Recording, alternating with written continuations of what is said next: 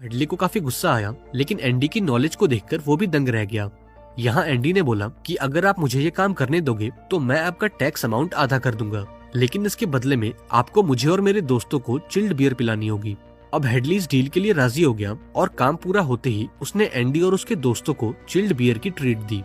अब ऐसे ही दिन गुजरते गए और अब तक एंडी जेल के माहौल में ढल चुका था। उसने जेल के बाकी कैदियों से भी दोस्ती कर ली और अब उसकी जिंदगी काफी मजे में बीत रही थी। अब थोड़े दिनों बाद वो दोबारा से रेड के पास गया और उसके सामने एक अजीब सी डिमांड रखी।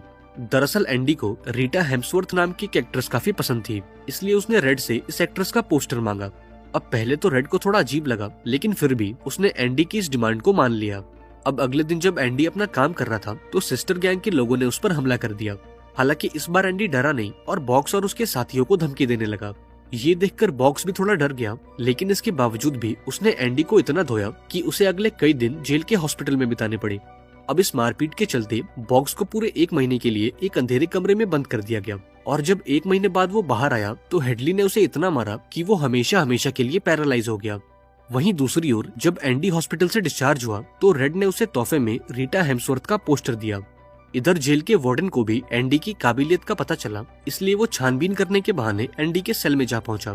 यहाँ उसने देखा कि एंडी चुपचाप बैठकर बाइबल पढ़ रहा था और तलाशी के दौरान भी उसके कमरे से कोई भी इल्लीगल सामान नहीं मिला।